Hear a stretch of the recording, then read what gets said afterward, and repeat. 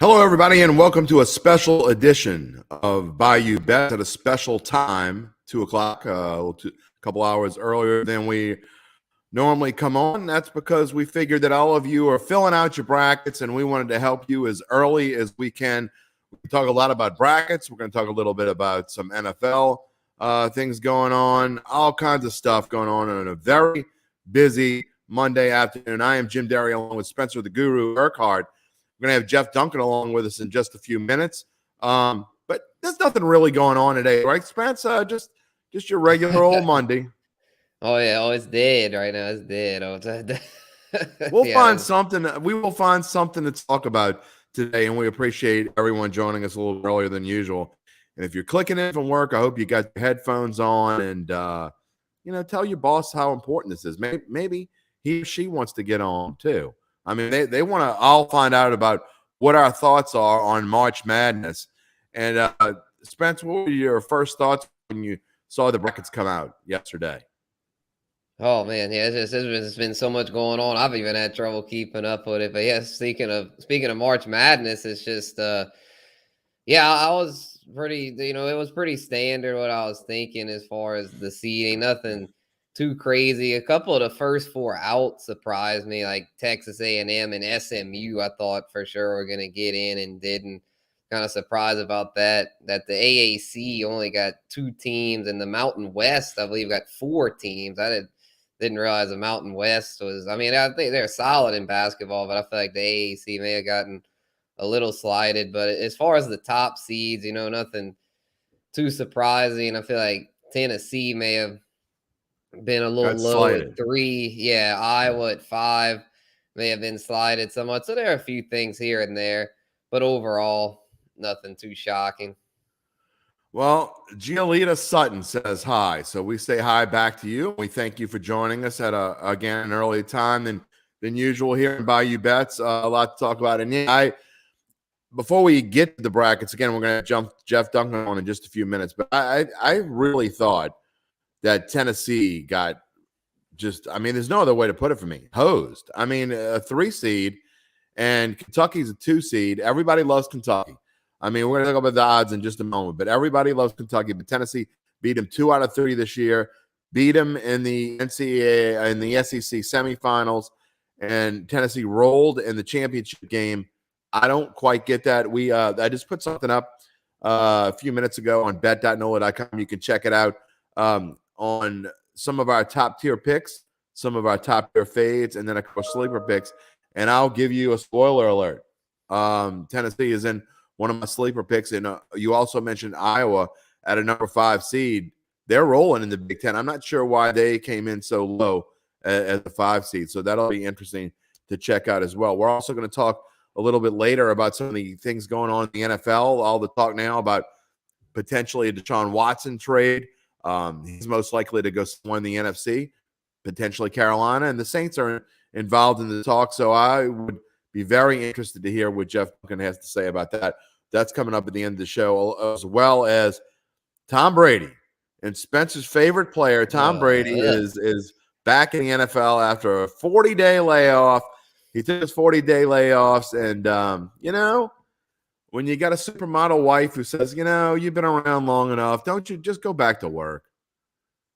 Right. Yeah, I guess she already got tired of him because, he's coming back, unfortunately, for Saints fans. They thought he was finally out of our division after 2 years. For 2 years too long when I was going to be year 3. But, I mean, the good thing is Dennis Allen has owned him. I mean, Tom Brady has had a lot of issues against the Saints. So, I mean, he'll be another year older, and the Saints defense is strong. So from a Saints perspective, I mean, it's honestly not that aggravating, but from like just an NFL perspective and just having to hear about him constantly, it's very much a blow because I just get so tired of it from all these talking heads. They just make it, the 7-time GOAT.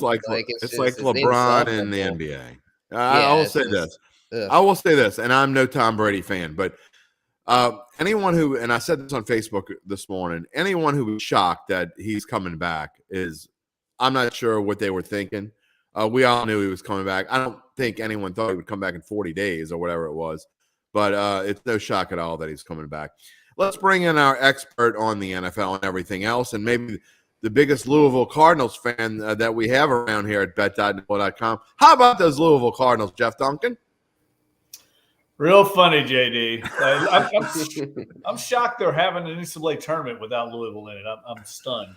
How are we going to go? I mean, you can't watch NCAA basketball without the Louisville Cardinals in there. I mean, I don't, Well, we need to get a president and an athletic director and a men's basketball coach hired. So we got a lot of weight available. Yeah. I'm beginning to think I might apply because it doesn't seem like anybody wants to work there right now. It's a very depressing time to be a Louisville guy. All right, I want to get your first thoughts before we get to the odds. When you saw the brackets last night, anything jump out at you right off the bat? Yeah, I think the West, Gonzaga, who's clearly the number one overall seed, the selection committee didn't do them any favors. I think it's easily the toughest. Really? Yeah, oh yeah. I don't know if they'll get out of there. Duke's already beaten them. They're the number 2 seed there. Alabama's beaten them. I just think it's a very tough stretch. Arkansas and Alabama are good. Looking at the three, look, I think Gonzaga is the best team, but I think they could easily not even make it to the Elite Eight in this go round. Memphis is kind of a crazy 9 team. They're capable of losing their first game and doing some damage. It wouldn't surprise me if they gave Gonzaga everything they want, but that's what popped out to me right away. Interesting, because I completely disagree. So we can talk about that in just a minute. Let's look at those NCAA tournament odds and what the odds makers think. All odds presented to you by Caesars Sportsbook, who is the official betting partner of us here at bet.nola.com. In fact, Caesars has a promotion right now that if you make any bet up to $1,100, you can bet $1, you can bet $1,100. It is risk-free. Right now, you can go through bet.nola.com and get the code for that and apply for that. You can get them, like I said, any bet up to $1,100, $1, $10, $20, whatever. You get it. You get your bet back. If you lose, you get one free bet for whatever that bet may have been. Now, looking at the NCAA men's tournament odds, and we see at the top, here's some things, Dunk, that get me right off the bat, okay? I'm just going to go throw it out there. Obviously, Gonzaga is the favorite, the clear favorite. In fact, I think their odds are actually higher than they were going into last year's tournament. I think they were somewhere in the 250 range going into the tournament. If you like Gonzaga, bet it now. That number is going to go down. So if you like Gonzaga, now is the time to bet it. But here's what I don't get. Kentucky, who couldn't even win the SEC tournament, lost to Tennessee twice this season. Why are they number 3 on this list just because they're Kentucky? Yeah, I agree with you. They've been kind of a puzzling team. I think people are looking at their ceiling and saying when they're good, they're very good. I mean, they went to Kansas in Allen Fieldhouse and destroyed Kansas. I don't know if we've had a more impressive win all year than that win. They destroyed North Carolina. I know this isn't a vintage North Carolina team, but they beat them like a drum as well. So I think people are rolling the dice that Kentucky's going to be firing on all cylinders and that they've had some injuries and that now that they're back to full health, they can be there. But I'm kind of with you. I'll believe it when I see it. I don't know if this team's consistent enough to win 4 games in a row to get to the Final Four, much less win the national title. Spence, what do you like from this list? I mean, clearly, I think Gonzaga actually 3.5 to 1. I don't think that's a bad price on them. I probably will go down a little bit on that. So if you look at the chalk end, Gonzaga obviously not a bad pick at plus 350. But anything else on here that sticks out to you? Yeah, I like Arizona at 6 to 1. I got them making it out of the South region, and they're a team that they won the Pac-12 and been solid all year. And then Auburn at 14 to 1. I could see them getting out of the Midwest region. So those would probably be my 2 favorites on this board. Don't really like Duke there at 14 to 1 and Kentucky at 8 to 1. Both I feel like priced a little too high because of their name recognition. We're going to get to some of the region odds in a minute, but I tell you on this list, other than Gonzaga, I do agree with Duncan the fact that the NCAA didn't necessarily do many favors by putting Duke in the same region. I'm not sure why Duke was placed in there, which to me says they were the last 2 seed. That doesn't really make any sense to me. I mean, I know they lost in the ACC tournament, but I'm not quite sure why Duke was placed in that bracket. That's just kind of a little perplexing, if you say. But so Duke 1,400, that's about what I got him at 1,300 to be beginning of the season.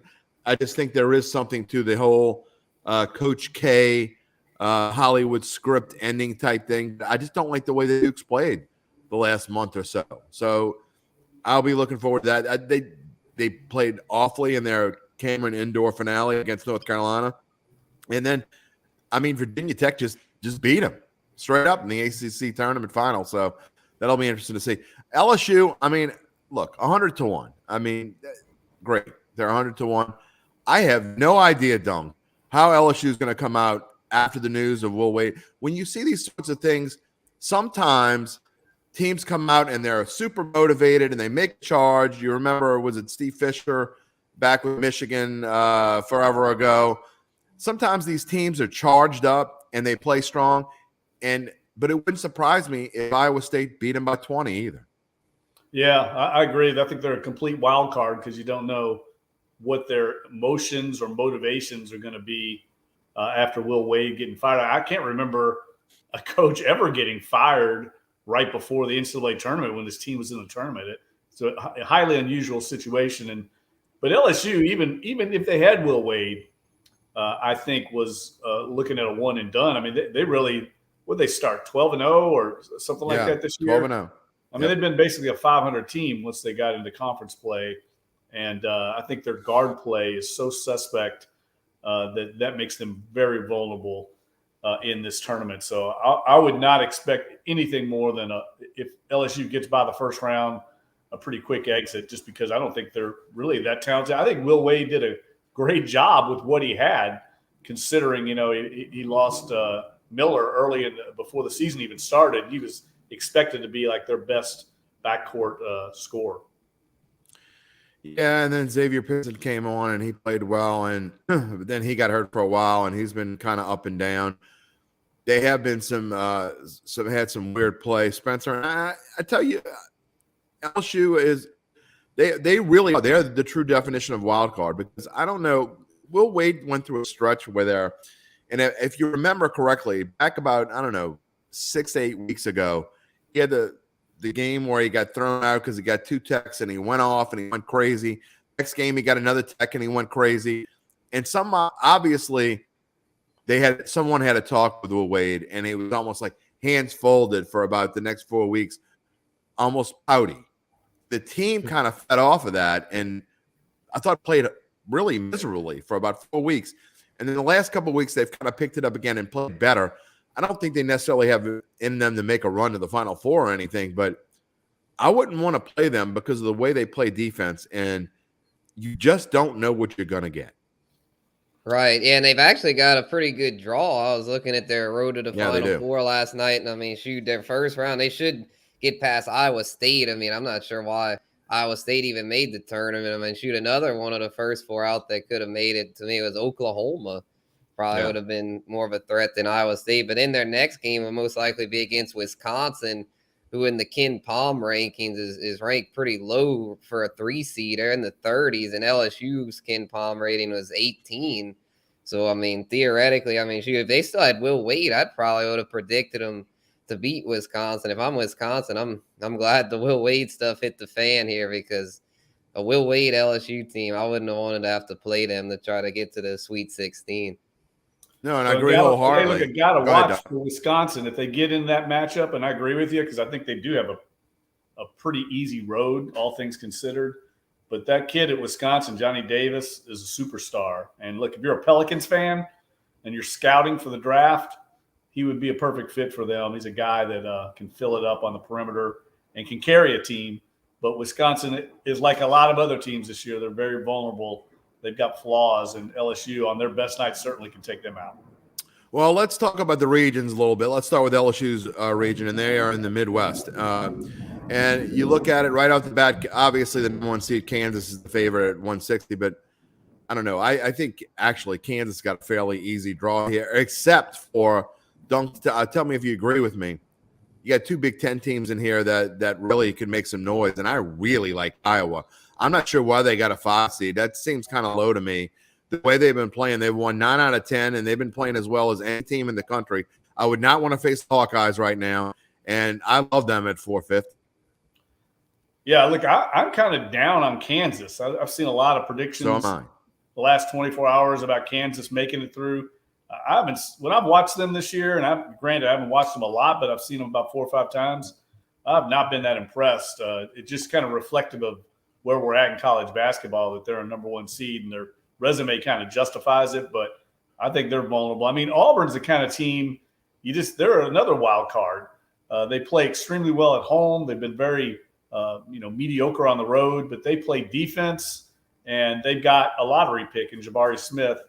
And Walker Kessler, their big man inside, really kind of as a rim protector. They funnel that defense inside.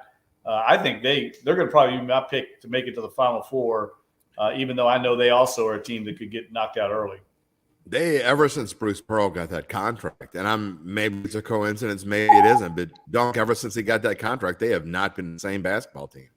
No, and I like your point, JD, about Iowa, because Iowa, they're a different team than they've normally been. I mean, they're very offensive-minded. We've seen them in the past be more of a grinded-out kind of classic Big Ten team. That's not the case with this group. I mean, they get up and down the court offensively, and have a high-level score. So, I mean, I think they could be certainly a threat to make the Final Four. This will be one bracket where I don't have the number 1 seed in the Final Four. Don't tell Mike Triplett we like Iowa. Keep that. We'll keep that a secret. Mike Smith says Auburn. Yeah, he agrees with you, Dunk. He likes Auburn. There's just something about Auburn that rubs me the wrong way. Spence, this might be one where you pick a Wisconsin, a 3 seed at plus 900. That's not a bad price right there. I know you said that maybe they shouldn't be a 3 seed, but still at plus 900, that's not bad. Right. Yeah. From a pure value standpoint, I'm surprised that they're 9-1 as opposed to Iowa at 4.5 to 1. I know Iowa's been hot as of late, and I like Iowa. Shoot, I think they'll take down Kansas to get to the Elite 8. But yeah, Wisconsin, remember, just from a pure value perspective, yeah, no doubt at 9-1, they're a good value to get out of the region, especially considering they'll get to catch LSU with the interim coach. Yeah, and I'm not going to put anything on LSU at plus 1,400 to get out of the bracket to go to the Final Four. I just think that any of these 4 teams ahead of them would beat them. I don't see maybe potentially they play Wisconsin. I mean, I just don't know what to expect. I'm like Dunk. I'm not going to be putting a whole lot of faith on LSU. We're going to get more about LSU in just a minute, but I want to go run through some more of these brackets and some more of these regions, and it brings me to the South. And we talk about the South, and an interesting bracket here. Dunk, to me, I don't get Tennessee being a 3, and I just they certainly were a 2 seed. I get the whole Kentucky recognition, name factor type thing, but why isn't Tennessee ahead of Kentucky? Yeah, I think Tennessee was definitely the one underseeded of the top 4, the most glaring example. Yeah, they beat Kentucky twice in the last 2 weeks and won the conference tournament. I don't know if they don't put stock in that, but this is a stacked top region. It wouldn't surprise me if any of those teams made the Final 100%. Four. I think I've seen Houston play. I went to their game against Tulane. I know they're missing 2 of their best players, but man, they're well coached. They play great defense. They've been there before. They're not going to be awed by the tournament. They're a dangerous 5 seed. But Arizona, I think, also well coached. But again, this thing's wide open. I think this bracket, you could have any of those teams on your screen make the Final Four. Spencer, I know you like Arizona. I'm not a big – everybody's all over Arizona. They're too trendy to me. The team that no one is talking about in this list is Villanova. And I mean, every year, they're so well coached. They make runs every single year, and it's because they know how to win basketball games. And to me, if there's a 2 seed that's flying under the radar, it's Villanova. Mm-hmm. Yeah, they have a tough road, though, because they'll get in the second round, they'll draw either Loyola Chicago or Ohio State. both solid squads. And then for the Sweet 16, they'd clash with Tennessee. So I wouldn't touch them there just because I feel like their road is just really tough. And then they'd get either Arizona or Houston if they would get past Tennessee to the Elite Eight. So, I mean, they're a solid squad, but I just don't think they've got quite enough to make another run this year. Yeah, look, Jay Wright is. Jay Wright's tournament tested, one of the best coaches in the game, right? And an underrated guy on Villanova is Christian Daniels, of course, the local kid who transferred from Tulane. He's one of the Villanova's best players, but I don't think they've got that one guy. They don't think they've got that one surefire NBA first round pick that you almost have to have in the tournament. You have to have one, as coaches like to say, one dude. And I don't know if they've got that dude that can close out a game or get you a key bucket when you need it. That's a little atypical of a Villanova team. Brian Gerard says Kentucky has a better resume than Duke, but Tennessee should be above both. I agree about the Tennessee should be above Kentucky. I'm not so sure that Duke doesn't have the resume. I really kind of disagree. I think Duke got hosed. I mean, they got the 2 seed. There could have been an argument had they won the ACC tournament. They could have possibly been a 1 seed. But losing to Virginia Tech doesn't make them easily the 8th seed in the tournament. They should not have been in the same bracket with Gonzaga, in my opinion. But we'll get to that in a little bit. Let's talk about the NCAA East region. And right at the top, I mean, you're talking about the defending champs are underneath a Kentucky team that couldn't even win their own conference, neither the regular season nor the tournament. They lost in the semifinals. I don't get these numbers at all, Jeff Duncan. Yeah, I mean, I think the brand of Kentucky and the fact that Baylor's got some injuries, and this isn't really, I think, nearly as strong a Baylor team as the team that won it all last year. I think this bracket could be wide open. I agree. Another one that I'll probably be picking some upsets in. But Kentucky, when they're right, and I think they're going to be right here, they know there's no tomorrow, they're going to be a very tough out because they've really got very few holes. They play good defense. Obviously, Tshiebwe that is the leading candidate for National Player of the Year. I mean, the guys had 27 double-doubles this year. And then they have good guard play. They managed to put this whole team together in one offseason, typical of Calipari. But Purdue's kind of a scary team. I know they play a lot of close games and kind of grind it out, but they're well coached. And they've got the size that I think will give Kentucky trouble because Tshiebwe he's about 6'8" or 6'9". He's not, some Goliath in there. He's just so physical. I think getting against the big men that Purdue has, I think he could struggle, and that could open the door for Purdue to knock them off. Mike Smith says he likes Kentucky. And to me, Kentucky is a perfect example of who you don't want to pick, and I'm going to tell you why. Fade the public. The public's going to be there's going to be so many Kentucky Final Fours. I can't even tell you how many. So they're not going to make the Final Four. You can take this recording, Patrick, put it together, record it, and play it back in a little while if you want to. I don't care when you play it back. Kentucky's not making the Final Four. And I like Purdue out of this bracket as well, or UCLA. UCLA also battle tested. They made it there last year. Now, I realize they don't have the same team they had last year, but they got the same heart. And they still have enough players to make it there. Spence, who do you like out of the list? If you like Kentucky, go ahead, tell me. It's okay. I can take it. Yeah, I honestly don't. I mean, I think Murray State could be tough for Kentucky in the second round. Yeah, the Racers, the 7 seed. Only 2 losses in the regular season. I know it's a small conference, but it wouldn't shock me at all if they upset Kentucky to get to the Sweet 16. I follow Kentucky some throughout the year with daily best bets, and they've burned me pretty much every time. They're just a team that I don't know. I think they're too inconsistent to make a deep run. And yeah, Purdue, I like. Purdue is who I have coming out of this region. And I actually have it Purdue, UCLA in the Elite Eight. I'm honestly not really feeling Baylor either. Dunk, you're a huge Kentucky fan, aren't you?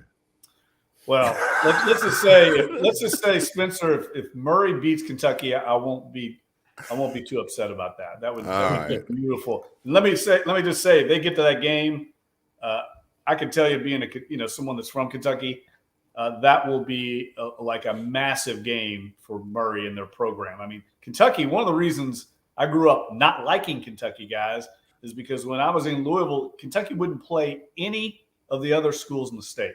Refused to play them. Wouldn't deem themselves worthy of playing Murray in Eastern Kentucky and Western Kentucky. That always rubbed me wrong. It was very elitist, and I think that's carried on. So when they get in these games and in the tournament, there's a ton of pressure on them. And I just think, I know these kids are come from other states. They don't really grow up anymore playing for, Kentucky kids playing for Kentucky. But there's a lot of pressure on them in a game like that against Murray, where Murray can just let it fly. There won't be any pressure on them. So I think that could be definitely an upset waiting to happen if it happens. Dunk, do you feel the same way that I do that this tournament, it just, to me, the way that basketball has been this year, I think there's going to be – I know we always have crazy teams and 15 seeds winning here and there, and a 12 always beats a 5 somewhere, and really lately a 13 has always beaten 4 for the last few years.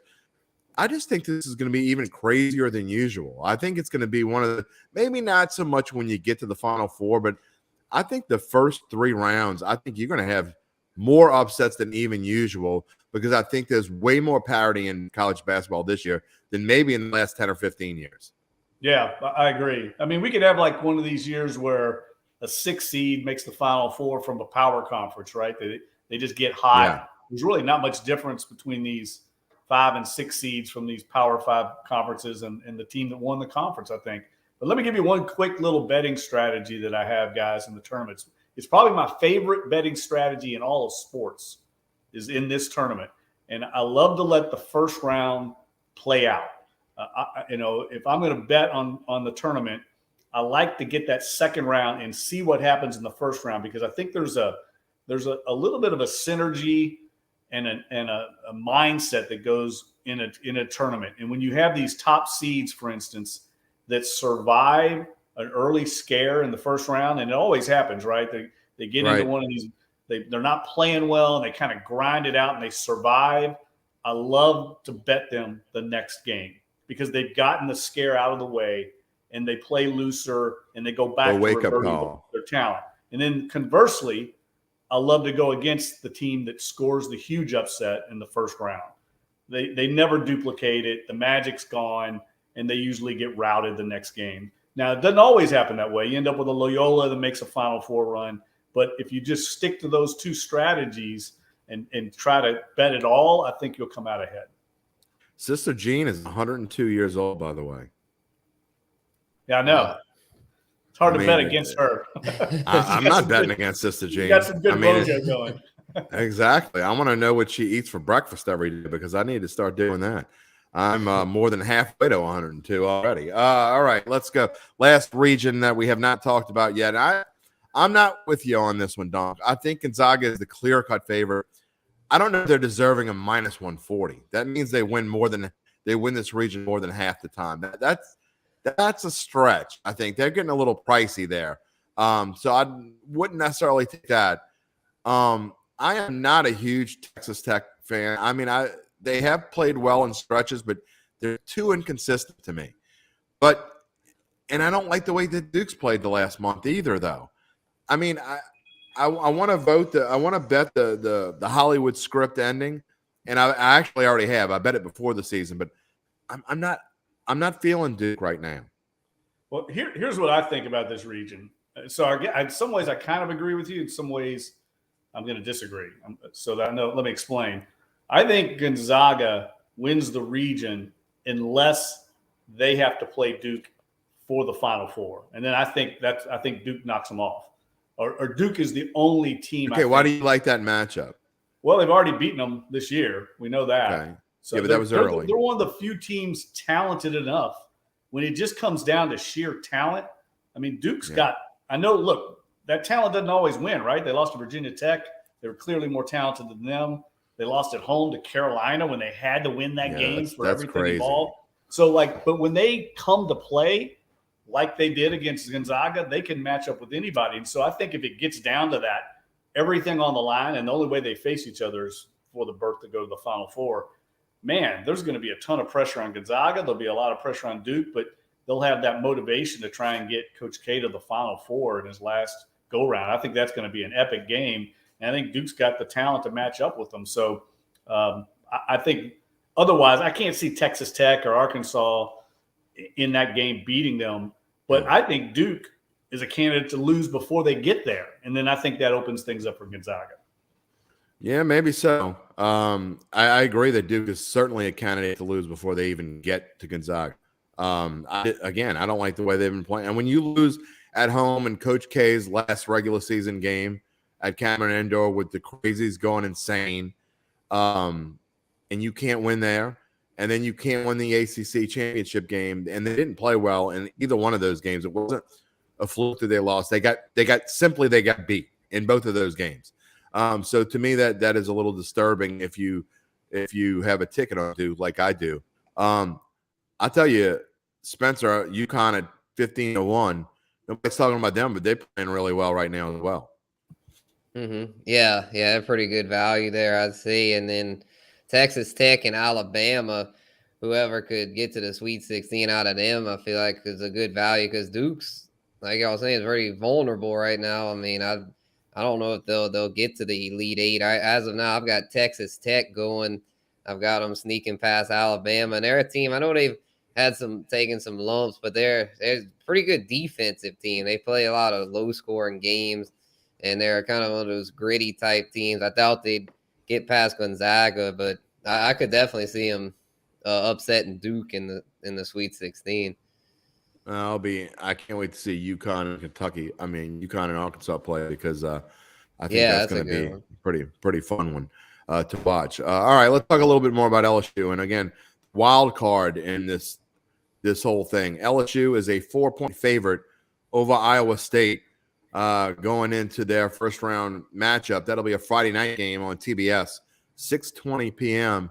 Dunk. Again, we don't know what to expect. I mean, I wouldn't touch this game with a stick. I think LSU either wins big or they lose big. I don't think there's any in between. So I'm not touching this one. The over-under is 127.5. Seems to be about right. We know how well LSU can play defense, but their lack of offensive prowess, let's say, is going to give them problems. Yeah, but I do think they will kind of rally around the cause here. I think these kids, Darius Days, he's been around the block. He's a veteran leader, a great leader. I think he'll get this team ready to play. So Iowa State's going to get the best version of LSU. That just is that good enough? I mean, that is indicative of how poorly this team can score when you have a total of 127, right? Yeah, right. It wouldn't surprise me if that game went under at all. So I'm with you. I think this game could go one of two ways. Either LSU comes out like a house of fire, motivated to kind of us against the world kind of thing, and wins, or else they just kind of lay down with no motivation and get beat pretty handily by Iowa State. Milton, asking about Tennessee. We've talked plenty about Tennessee already. So my suggestion is you go back. I'm not being funny guy, wise guy at all. My suggestion is when we're done, you can watch this show on demand as soon as we're finished with it. We spent plenty of time talking about Tennessee. I've made it clear that I think that Tennessee is got hosed more than any other team in this tournament. They should have been a 2 seed. Kentucky should have been a 3 seed. But they're Kentucky, and everybody loves Kentucky. Everybody's going to be betting on Kentucky, and I want no part of the Wildcats. Give me some balls. I wrote about it on bet.no.com just about an hour ago on my teams to watch, and they are certainly in my sleeper list at number 3, also along with number 5, Iowa. Now, Spence, what do you think about LSU? What are your thoughts going into the tournament? Again, wild card, -4. Again, won't be touching this game at all. I won't be putting it in best bets. I will completely leave this game alone. Shoot, I actually might touch it because I don't like Iowa State. I was looking at their resume, and like I said earlier, to me, it wasn't even really tournament worthy. I know the Big 12 is a solid conference, but I don't like what I saw from them. So I wouldn't go place a ton on it, being that, like Jeff said, the first round can be kind of crazy. But if I had to pick it, I'd definitely go LSU here. I think they get past the first round, but I think they'll probably fall flat next round. I don't see them making a deep run, but I think they'll have enough juice to get past this one and win by, I'm going to say by 10 plus. Okay. Well, there you go. Spencer the Guru likes the LSU Tigers. Dunk, my favorite part of the first weekend is those 8-9 games. And I know we talk about it a lot and all those things, but I had to put up a slide, especially for these 8-9 games, because I think they're very interesting to watch. You look at some of these games that we got, Boise State and Memphis. I mean, Memphis is the only 9 seed that is a favorite here. But if you look through the rest, North Carolina and Marquette, I mean, people are just going to be automatically chalking up North Carolina, not me per se. Nobody talks about San Diego State. I've seen Creighton play quite a few times this year. I love the way the Blue Jays play basketball. And then Seton Hall and TCU. What do you like on this list? Well, I think I would go with Boise State in that game. Yeah. I mean, they're getting points. Memphis is just another Jekyll and Hyde team. Now, they've been playing well lately. They got a ton of talent. Jalen Duren, their big man, freshman big man, is going to be a lottery pick probably. I mean, he's a big-time player. And I think they've gotten over some of their injuries, Memphis, that is. But Boise State's won a lot of games. They got a veteran team, and I like them getting points in that game. I think that'll be a close game. And I'm with you, JD. I'm not buying them in Carolina at all. No. I think you're laying points there with the brand, and I would take those. I would take those in a kind of a scrappy Marquette team that you're going to get everything. They're going to give North Carolina everything they've got. I think these first-round games like this, these 8-9 games, are great ones to watch, and then go again in the other direction of how it plays out in that first round. If you get, say, North Carolina gets a big win in that Marquette game, I would go against them the next round. That's just the way I've kind of had my strategy in the past. Yeah, Memphis, going back to Memphis, they beat Houston in the regular season finale, I believe, and then get walloped in the American Conference Championship game. So I just don't get it. They're hit and miss. They're a little bit like LSU. Little Penny's doing his best he can, but it is what it is. Spence, what do you like? Yeah, I think Memphis I think they'll be on for this. I think I would probably go with them here. I don't think they'll get past Gonzaga, but I do think they get past Boise State and can cover the 2.5. And also kind of like TCU, I mean, the Big East is solid, but the Big 12, I feel like it's probably a little tougher top to bottom. So TCU, I think could get past Seton Hall. It's basically a pick 'em. So, I mean, like Jeff said, I'd probably wait till round 2. But if I had to pick a couple here, I'd go with Memphis and the Horned Frogs. TCU beat Kansas not too long ago. So they've certainly got the talent. We saw what they did against LSU and Big 12 SEC shootout. So we know TCU is a good team. I'm telling you, watch out for Creighton. Creighton could make some noise in this tournament. And I wouldn't put it past them at all if, give Kansas all they can handle in the second round. Creighton is my secret pick there. One of my upsets that I did not put in my list, but I do like the Blue Jays going forward. Let's talk a little bit about the NCAA women's tournament. And Duncan, you can look at this list, and every year with the women, you can just take the number 1 seeds and automatically throw them in the Final Four. Not this year. I love that the women's side of things are changing a little bit. No longer is there a team that can't be beat. There's no more UConns of the world, even though UConn is on this list, and they're third, just like Kentucky's third, because they're UConn. But they're not going to win this tournament. South Carolina clearly the favorite to win, but I mean, you go down this list, you might be able to find a value or two. LSU at 75-1 with Kim Mulkey coaching the team. Give me some of that. Yeah. No, I think it's a great point. I think we're finally seeing more parity in the women's game. I mean, it was the least yes. It was the most favorite dominated sport we have because of the UConn dynasty and Tennessee before that.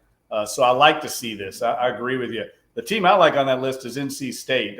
That's a team that I think it for $650 is a great, I think, price for them. They're certainly capable of winning it all. I've seen them play a couple times against my alma mater, Louisville. This is not a vintage Louisville team. I know they got a #1 seed, but I think they would be a team looking more for next year or the year after that.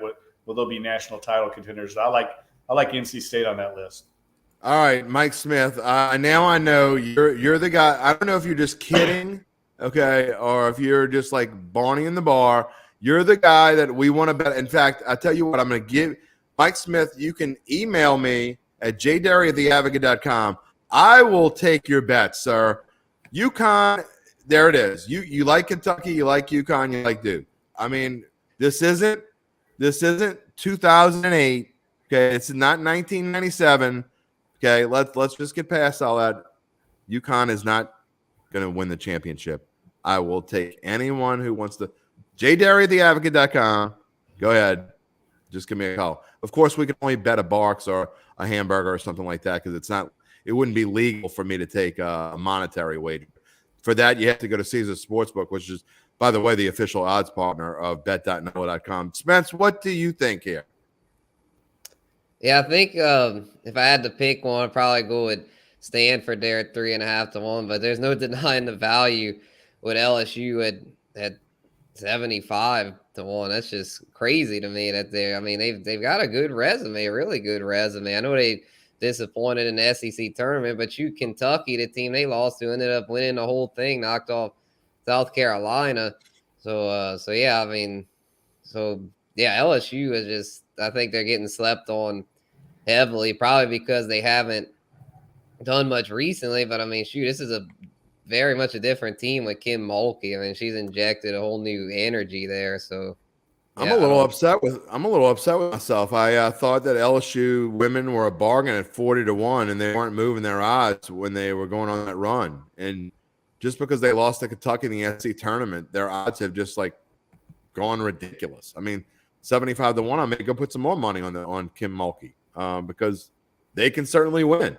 Now that being said, all of that behind us, South Carolina is clearly the favorite. I think it would be a stretch to see anyone beat them, but I do like NC State as well. If you're going to pick somebody else, I think it can be NC State. All right, before we let everyone go, I know we're running a little bit longer than usual here. There's a lot going on in this Monday, and Jeff Duncan, we can't let you go without talking about two big topics, at least here in New Orleans, when it comes to the National Football League. And we're going to start with yesterday's big news, or was it 2 days ago? I'm getting all my days mixed up. Tom Brady has returned to the NFL after a very brief hiatus. Giselle told him, "Get out of the house. You're driving us nuts." So he's going back to football. Jeff Duncan, I would be willing to bet, we have not talked about this, but I'd be willing to bet you're not surprised. No, not at all. I mean, it's just the way he wavered right at the very beginning, right? When he was trying to make the decision initially, kind of let you see a window into his mindset. I think he's much further along, physically or in better shape, I should say, physically than, say, Drew Brees was at the end of his career. Tom Brady's still playing at a high level, and I think it's natural for these players that go through that long grind of a season to have those thoughts. I know Drew Brees, the year before he retired, had told Sean Payton in private that he was going to retire. And Sean told him to think about it, go back to California, talk to the family, and he did. And it took him another 2 weeks, and he came back and said he wanted to play one more year. So I think this is very common for guys at that stage of their careers to kind of waver a little bit. And I think it immediately makes the Bucs the favorite in the NFC South again. This thing looked wide open until Tom Brady came back, and it won't shock me to see him continue to attract other good players. Like we know Rob Gronkowski has said he's probably not going to play. I bet he plays another year. And when you get a guy like Brady, it's like a magnet. Other players want to play with them. So I think Tampa's going to be the Saints' main competition in the NFC South. Tom Brady, you talk about being in good shape. I don't know that there's been a 45-year-old ever in better. I don't know if he did something really bad in his past 8 lives that all this karma that he's due for this. I mean, no mortal man should have the gifts that he has at age 45. I'm no Tom Brady fan at all. Never have been. But you got to respect what he's been able to do. And to be 45 years old, it made no sense to me that he was retiring, except maybe there's something behind the scenes and he's not a Bruce Arians fan, or he wasn't sure what he wanted to do. Maybe the Antonio Brown situation rubbed him the wrong way. I don't think we'll ever know the real answer, but Spencer, you weren't real happy when you found out Tom Brady was coming back. No, not at all. No, I was thinking, probably, oh, he might come back. He might, and I was thinking, well, maybe he's actually done. He's finally shut up these past few days, but nope, here he comes. He's back. It's like, damn. And I was thinking, honestly, if he did come back, I was thinking maybe he'd want to run it with somebody else, particularly the 49ers, I don't think it's his choice. If he's coming back, he's got to play for Tampa. So yeah, Tampa's probably like, if you're coming back, you're playing with us, because they'd have to trade him. Right. I was thinking, maybe they could work something out to where they could get Jimmy G, since the 49ers are looking to trade him. But yeah, and then I think, though, they want to go with Trey Lance over there. I don't think they'd want to bring in Brady and then have another year of Lance on the bench. But yeah, I was just frustrated that he's back in Tampa Bay. I was thinking he'd finally be out of the NFC South, but I don't think Dennis Allen minds too much. Shoot, the last time they faced off, he shut him out. Speaking of Dennis Allen, Jeff Duncan, obviously all this talk now about Deshaun Watson and where he's going, and you got to consider probably Carolina as the front runner in the trade. But Houston, to me, is asking for just an unrealistic, godly price for a guy that's disgruntled and doesn't want to play there. What do you see going forward with the Deshaun Watson situation? And do you think the Saints will be real players in there? Well, I definitely think they're going to be players in the pursuit. And I think a key thing to know about the entire situation is the fact that Deshaun Watson has a lot of leverage here. This isn't a normal trade situation. He has a no trade clause in his contract. So it's really going to come down to where Deshaun Watson wants to play. And then he'll probably go back to the Texans and say, you all work out a deal with this team. This is where I want to play. He can almost pick his spot like free agency because of that no trade clause. So he kind of has leverage there. And so even if Carolina, say, has more to offer, or Seattle, if he doesn't want to play there over the Saints, I think it gives the Saints the upper hand there to work out a deal. And I think it's going to cost a lot to get him, because he's in his prime. Guys like this don't become available in their prime. He's 26 years old. He's a 3-time Pro Bowler. He led the league in passing yards the last year he played. So there's a lot of factors, I think, in their advantage here. And I can tell you this, the Saints are highly interested. I mean, they want to make this deal. He's their top priority. And I think if they don't get him, it'll be a huge disappointment out there, and they'll have to go to a fallback option in free agency. Do you also disagree that if they're going to do this, it would probably have to be quick? And here's the reason why. I think you talk about fallback options. To me, there's two, but there's 1A, and then there's like number 4. That's how far it goes down. I mean, to me, if you don't get Deshaun Watson, you have to sign Jameis Winston. I get Teddy Bridgewater as another potential option, but you're not going to win a Super Bowl with Teddy Bridgewater. I mean, no offense to Teddy. But so the longer they go with this, the more Jameis Winston starts thinking of, I'm not sure I want to be anyone's second or third fiddle. That's kind of how the Saints were under the radar going after the Russell Wilson. I think they're going to be clear and obvious they're going to go after Deshaun Watson. And if they don't get him, where does that leave Jameis Winston's feelings? I mean, you start wondering about those sorts of things. He's not going to sit around and wait for the Saints to make a decision. No, and I agree with you. And I think the Saints have thought all those scenarios through, and I'm sure they've considered all this. I think Jimmy Garoppolo would be an option for him as a backup as well, a backup option. But right. Indianapolis, it sounds like Indianapolis has kind of targeted him.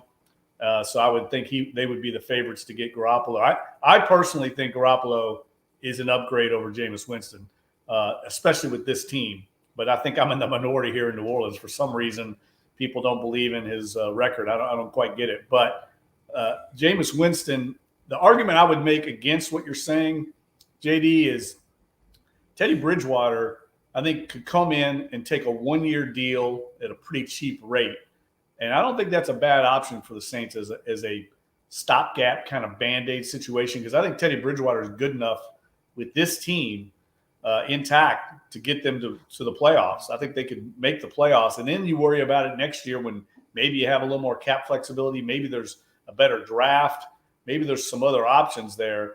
But I think the worst thing that the Saints could do, if they don't really feel Jameis Winston is the solution to their quarterback situation, and I think that's fair to say because they are divided internally on him, then you don't want to go out and throw a multi-year deal and a ton of money at him and get locked into it. I think that's where they're at right now, is deciding more about how much they want to offer somebody as opposed to who it is, because I think that's a huge situation for Dennis Allen in his first year. Does he want to commit long-term? And that's what it might take to get Jameis Winston, because he's got some leverage right now in the market. Yeah, don't get me wrong. I'm not saying, by no means do I think that the Saints wouldn't be a good team with Teddy Bridgewater quarterback. I just don't. I think they can win a Super Bowl with Deshaun Watson for sure. I think they're a Super Bowl caliber team with Deshaun Watson. I think that if Jameis Winston came in and played like he played towards the end of that 7-game streak and was really starting to feel comfortable in this offense, I think the Saints potentially could be a Super Bowl winning team with him at quarterback. I just don't think. I think the Saints could be a playoff team with Teddy Bridgewater. I just don't think they can win the Super Bowl. That's all I meant. So I agree with you. If you have to fall back to a Teddy Bridgewater and sign him to a 1-year deal and then maybe take a year and figure out who your quarterback is. My only problem, Dunk, is that this defense is kind of in the same boat that the offense was in a few years ago. They're getting older. And their window, kind of like Drew Brees' window, was closing quickly. I think this defense's window, maybe not closing as quickly, but I think this is the time is now. I think if you're going to win a Super Bowl, this defense is primed and ready to go, and they might not have another year or two beyond this one if you don't do something now. Yeah, I mean, they're looking at losing Marcus Williams. That looks like that's for sure going to happen. I think you can survive without Marcus Williams. I've never been as high on him as maybe some other people are. But I do think there's still enough talent there, even if they lose Williams, even if Quan Alexander is replaced by Pete Werner, which is what sounds like going to happen. You still got enough playmakers and stars on that side of the ball, I think, to be one of the better teams in the league. They've got to get the quarterback situation fixed. They've got to. And the thing that I brought up in my column the other day about Winston, I think is lost a little bit. When you look at the analytics on him, they're not good. I mean, he's one of the least accurate quarterbacks in the game. And it not just last year. It was that way before. His bad throw percentage is awful. It's one of the highest in the league. It's ranked with like Justin Fields and Zach Wilson. And that was last year when they went 7-2. I mean, I'm sorry, when they went 4. I say 4-2 because I don't count the Bucks game where Jameis was out after 20 snaps and left the game at 7-7. I'm not giving it to Simeon. Sorry. Well, Simeon led that team. And they won the game with him at quarterback. So that's how I look at it. But the point is, I think we're getting a little caught up in Jameis's performance. And I think the Saints coaches and inside people have the same feeling. That's why they're not rushing out and giving him a huge deal, because I think there's some division internally. They don't know better than anybody what the reads were in the offense and where the ball went. And I think that's what's given them some pause a little bit. Now, I'm not saying they won't sign him. They might, because I think there's very few other options, and they know what they can get with him. But I think it's the reason you see them going full board for Deshaun Watson. Well, for 15 years or 16 years, we've said in Sean we trust. So I guess we got to say now in Mickey we trust. And I mean, right. I think if Mickey Loomis, whatever decision he makes and whatever he ends up doing, you got to figure it's the right one, because he's certainly proved that he knows what he's doing. And he's been the backbone, kind of the undersung backbone of this team for a decade and a half now. So whatever he does, we're going to go with it. All right, we're going to talk to each of you about, I thought it interesting to put a graphic up on Super Bowl 57 winners. And just with the Tom Brady moves. And if you look at, here are the numbers, where these teams were just a week ago when we did this show and where they are today. The Bills and Chiefs remain unchanged at 750 and 800 respectively. But with the signing of Tom Brady, and this goes to show how Drunk Joe and Aunt Mabel and Barney at the bar and every other guy or lady who just throws money out there, and why Caesars makes so much money is because people are actually going to go bet Tampa Bay. They were 28-1 a week ago. I get Tom. He's 45 years old, and he began to show a little bit of that age toward the ends of last season. Spencer, I'm going to start with you. Am I off a little bit? Am I off my rocker or whatever you want to call it to say that it's ridiculous that the Bucs went from 28-1 to 10-1 to win the Super Bowl because Tom Brady's coming back?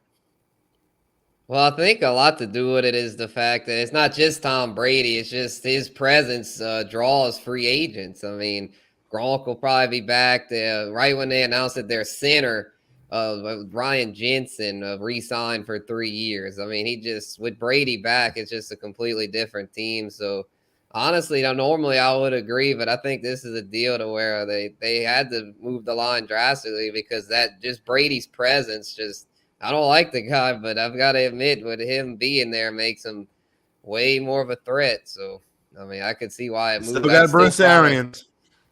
Yeah, still got Bruce Arians. I'm a little surprised that they moved above the Packers and Rams, but I'm not at all surprised that they are moved up off from 28-1 because that was. I mean, well, yeah, to me they were. If you knew Brady was done, they'd have been even worse than that, but I think a lot of the odds makers knew that in the back of Brady's mind there was a good chance he could come back. Dunk, I already want to put a few bucks on the Saints. I mean, I'm not being, you know me. I tell it the way that I think. If I think the Saints stink, I'm gonna tell you they stink. I'm never been a homer when it comes to these things, but if the Saints are somehow able to pull off Deshaun Watson, 50-1, there's no way in the world the Saints are a 50-1 team with Deshaun Watson at quarterback in this defense. No, that would be a great move right now to get out there ahead of it before those odds change. Just looking at that list, I know I was on them last year and they came up short, but I think Dallas at 18-1 is a good bet. I mean, Patrick, can you pop that back up for me real quick? They're one of the most talented teams in the league, and I know they're undergoing some changes this year. The offensive line looks like it's going to be overhauled, but I think at 18-1 in a bad division, we know that's a really bad division. Agreed. I think they're a really good bet at those odds, but I agree with you on the Saints. I like the Cowboys and the Chargers at 18-1. I think both of those teams are a little bit of steal. But I'm telling you, like I said, I already put my $20 down. Saints win the Super Bowl. I'll take my $1,000 and move on. Last year was the Rams, got them at 13-1, and they came in for me. Hey, I'll do it now. All right, guys. Before we wrap it up here. Get your final thoughts. I'm going to start with you, Spencer. Final thoughts. It could be tournament. It could be whatever we saw this weekend.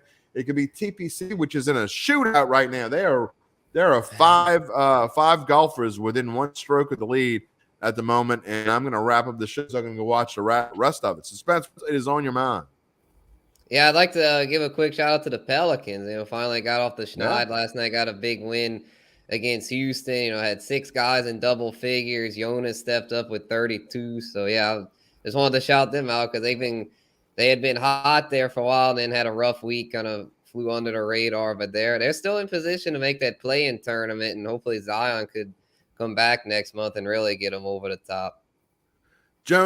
Spencer, you just wanted to bring up Jonas because I picked him to go under 22.5 in my daily best bets column yesterday. So I appreciate you throwing me under the bus right there. That's all good. Dunk, what do you want to talk about as your closing thought? I'm sure it's not about Louisville and the NIT. No, but it is Louisville related. Okay, go ahead. Kentucky Derby. Yeah. So it's coming up. You still got 6 they just weeks. Ended this weekend the 4th early futures pool in the Kentucky Derby. I did not bet it, but if you can get to Vegas, you can still get odds on individual horses. And I think the odds are better if you can find it in Vegas on some of these individual long shots than the actual Derby pool. And the 2 I'm going to give you right now are Zozos. That's Z-O-Z-O-S. Hold on, I'm writing this down. Zozos.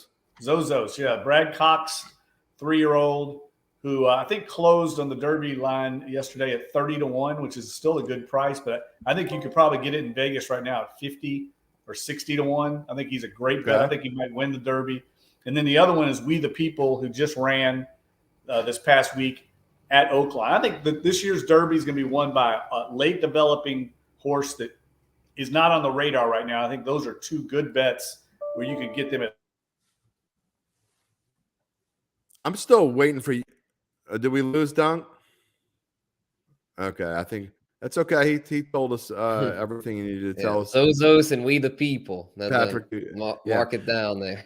Okay, I did. I marked it down because if anyone, I joke about Dunk sometimes, but he knows his horse racing, and I'm just a little ticked off that he and Catherine Terrell haven't invited me out to the Derby yet. They can have their mint juleps and all that stuff. I want to go out to the Derby. All right. My final thought is this is one of the most exciting sports weeks of the year. You got to me, there are about 5 or 6 weeks that stand out in the year in the sports world. And this is one of them. And because of what's going on right now in the TPC, and we saw how crazy the golf has been out there in Ponte Vedra, I can't wait to go finish watching the tournament there. But obviously, these first-round matchups, I am interested to see what LSU does. If they can make a little bit of run, it sure would go a long way, I think, to maybe getting a coach to want to come here, although it is scary prospects of what could be happening to this Tiger team going forward. Will they even be eligible to play in a tournament next year or maybe the next 2 years? I don't think any of us know. But what are the 13 seeds that are going to win? What's the 14 seeds that's going to win?